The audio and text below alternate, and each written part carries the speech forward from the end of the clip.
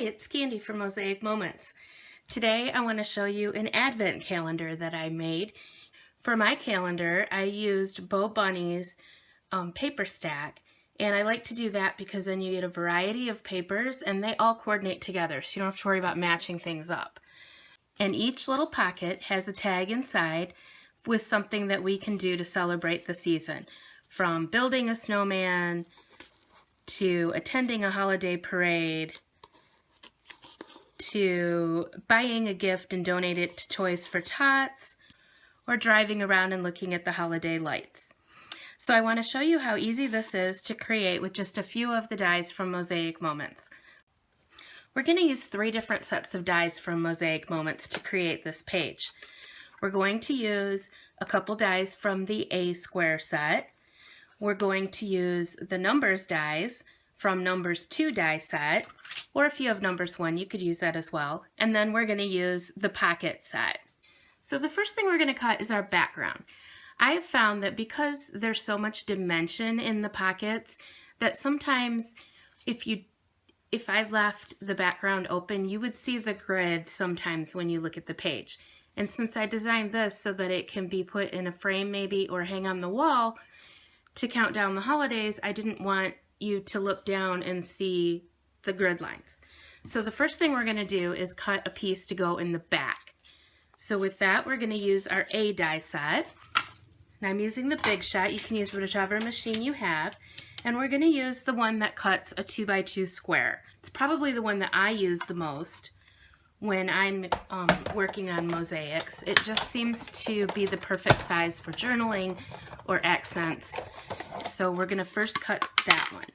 So this is going to be the background of our page, and you're only going to see it if you look down on the page. Next, we're going to cut the pocket. This is the smallest pocket die in the set, and I'm just going to put this on here. We're going to cut it out of the same kind of paper. I'm not real worried about my pattern matching because, like I said, you're not really going to see it, but it's going to cover up those grid lines for you.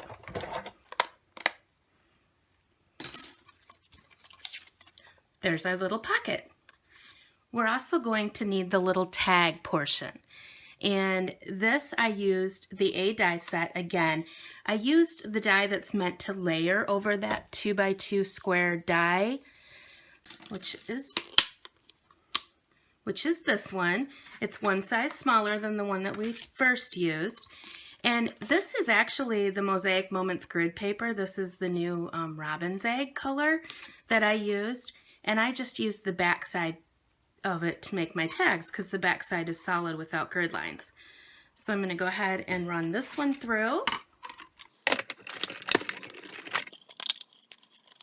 That's going to be my tag. And the last piece that we need to cut is our numbers. And the numbers come in sets. So I'm going to go ahead and put this on at a slight angle. You get a little bit better cut if you cut at a slight angle. It's just easier on the machine and it cuts a little cleaner. I'm going to run that one through, and there we have our numbers 1 through 5. Now we're ready to start putting all our pieces together. So the first thing that we are going to do is make our little tag. This one happens to say kiss someone under the mistletoe, but I want to show you how easy it is to make the tag. So we cut out that little blue square, and I'm going to take a paper punch, and I have this big fancy Crop-A-Dile. But you can use any paper punch you might get at the dollar store or that you have in your collection, and you're just going to make a little punch in there. Then I'm going to take a piece of ribbon. I'm going to fold it in half, and I'm going to tuck it through the front. And I'm going to pull that loop around through the back, and I'm going to hang on to those tails. So I'm going to tuck those tails right in through the loop and pull gently. Just like this. And then I'm going to pull each string until I get my little top piece here tightened up. And grosgrain ribbon, which I'm using, is not the best. A satin-based ribbon or a twine would work better. But there I have my little tag. And then I can just write whatever message I want on it. Just like this one, you can trim up the tails if you'd like. So next we're going to prepare our base for our pocket. So here's the square that I cut out for the background, and I'm going to adhere this right to my grid paper.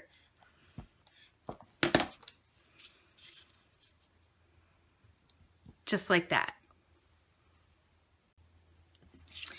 Now I'm going to take the pocket that we cut out, and you can see here that there are score lines that the die automatically puts on here. So those I'm just going to fold to the back, and it'll gently fold right on each of the score lines. And then I'm going to use a bone folder to crease those lines, just to make it lay a little bit flatter.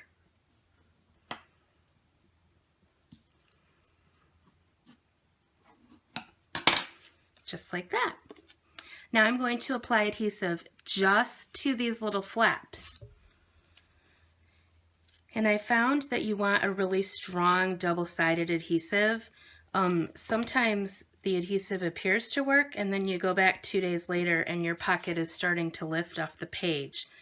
And that's just a result of using a regular adhesive that's perfect for photos. It's just not strong enough to hold these pocket folds down and to allow for a tag to go in and out. So I'm using a thicker adhesive than I normally would on a scrapbook page. I'm going to peel these off. And our little pocket is going to tuck right on top of this other square.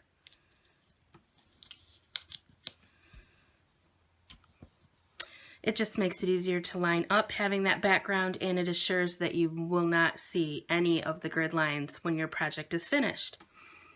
Then we can tuck our little tag, pretend that we've already written our little message on it, tuck our little tag right into our pocket just like that, and then our numbers, which I ran through the Xyron machine just to make it easier to stick them on. And I'm just going to tuck them right on the front. And you're going to do that 24 times. And then for my title in the 25th square, I just made a little title that says Countdown to Christmas. I just hand wrote it. And there you have a beautiful Advent page ready for you to get ready for the holidays and to enjoy the season. Thanks for watching.